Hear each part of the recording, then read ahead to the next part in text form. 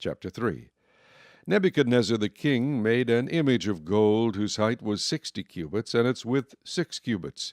He set it up in the plain of Dura, in the province of Babylon. And King Nebuchadnezzar sent word to gather together the satraps, the administrators, the governors, the counselors, the treasurers, the judges, the magistrates, and all the officials of the provinces to come to the dedication of the image which King Nebuchadnezzar had set up. So the satraps, the administrators, the governors, the counselors, the treasurers, the judges, the magistrates, and all the officials of the provinces gathered together for the dedication of the image that King Nebuchadnezzar had set up, and they stood before the image that Nebuchadnezzar had set up.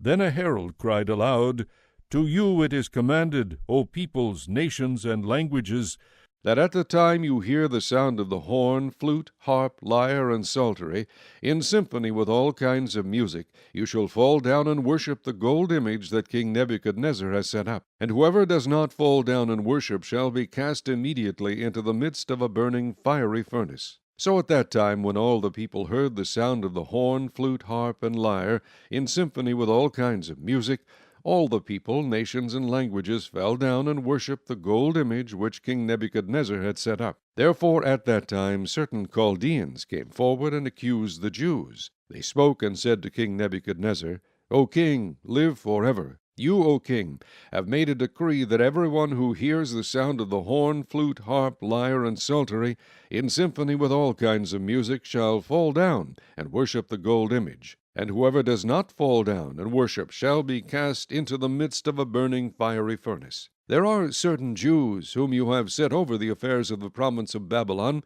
Shadrach, Meshach, and Abed-nego. These men, O king, have not paid due regard to you. They do not serve your gods, or worship the gold image which you have set up." Then Nebuchadnezzar, in rage and fury, gave the command to bring Shadrach, Meshach, and Abed-nego. So they brought these men before the king. Nebuchadnezzar spoke, saying to them, "Is it true, Shadrach, Meshach, and Abed-nego, that you do not serve my gods or worship the gold image which I have set up? Now if you are ready at the time you hear the sound of the horn, flute, harp, lyre, and psaltery, in symphony with all kinds of music, and you fall down and worship the image which I have made, good.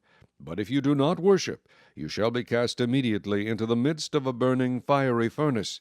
And who is the God who will deliver you from my hands?" Shadrach, Meshach, and Abed-nego answered and said to the king, "O Nebuchadnezzar, we have no need to answer you in this matter. If that is the case, our God whom we serve is able to deliver us from the burning fiery furnace, and he will deliver us from your hand, O king. But if not, let it be known to you, O king, that we do not serve your gods, nor will we worship the gold image which you have set up." Then Nebuchadnezzar was full of fury, and the expression on his face changed toward Shadrach, Meshach, and Abed-nego. He spoke and commanded that they heat the furnace 7 times more than it was usually heated. And he commanded certain mighty men of valor who were in his army to bind Shadrach, Meshach, and Abed-nego, and cast them into the burning fiery furnace. Then these men were bound in their coats, their trousers, their turbans, and their other garments, and were cast into the midst of the burning fiery furnace. Therefore, because the king's command was urgent, and the furnace exceedingly hot, the flame of the fire killed those men who took up Shadrach, Meshach, and Abed-nego. And these 3 men, Shadrach, Meshach, and Abed-nego, fell down bound into the midst of the burning fiery furnace. Then King Nebuchadnezzar was astonished, and he rose in haste and spoke, saying to his counselors, "Did we not cast 3 men bound into the midst of the fire?" They answered and said to the king, "True, O king." "Look," he answered, "I see 4 men loose, walking in the midst of the fire, and they are not hurt, and the form of the 4th is like the Son of God." Then Nebuchadnezzar went near the mouth of the burning fiery furnace and spoke, saying, "Shadrach, Meshach, and Abed-nego, servants of the Most High God, come out and come here." Then Shadrach, Meshach, and Abed-nego came from the midst of the fire. And the satraps, administrators, governors, and the king's counselors gathered together, and they saw these men, on whose bodies the fire had no power.